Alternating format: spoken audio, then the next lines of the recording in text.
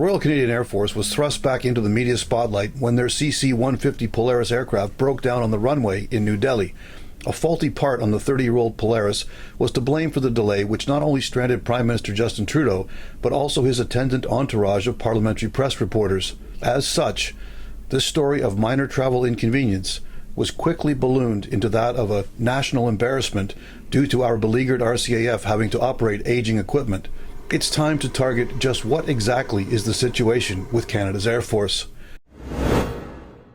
The coverage of this particular New Delhi delay led to the revelation that a second RCAF Polaris had been badly damaged in a collision back on 22 July. On that occasion, the Polaris was participating in a joint military exercise in the Indo-Pacific and had delivered cargo to the U.S. Air Base on the island of Guam.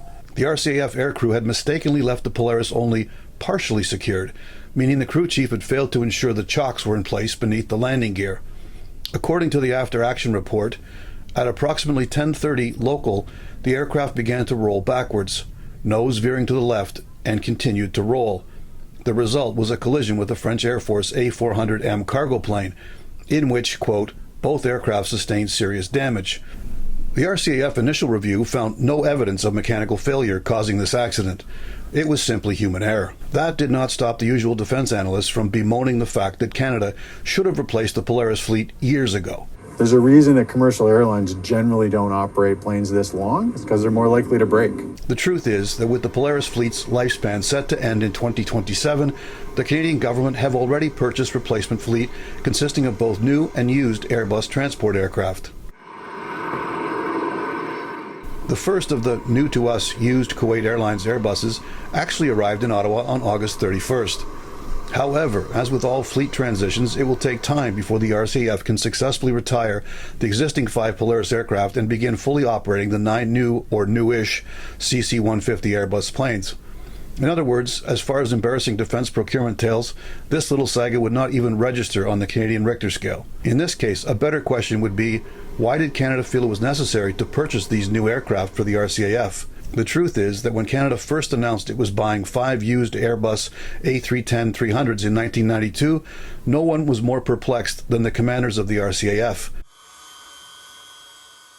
Only the year before, the Department of National Defense had announced they were retiring their aging fleet of Boeing 707 passenger planes, and the RCAF were getting out of the airline business. Service Air, as it was affectionately known, was to be replaced with the chartering of Air Canada flights as required. As such, by the time that the Conservative government of the day announced they were buying 5 used Airbuses in 1992, the RCAF had already divested itself of the aircrew, personnel, and infrastructure necessary to operate a fleet of passenger jets. The RCAF tried to find a useful purpose for their new aircraft, converting some into cargo planes and one into a VIP transport, which was derided by opposition parties as a flying Taj Mahal. The government is spending a lot of money to convert a national defense Airbus into a flying Taj Mahal. The 9 new and used Airbus replacements are to have a variety of roles from cargo to air-to-air refuelers. However, one must go back and revisit the 1991 policy decision that decided the RCAF should not be a quasi-airline. Surely it would be cheaper and a better use of resources for the various government departments, defense included, to simply charter the passenger flights on an as-required basis. This has been On Target. I'm Scott Taylor.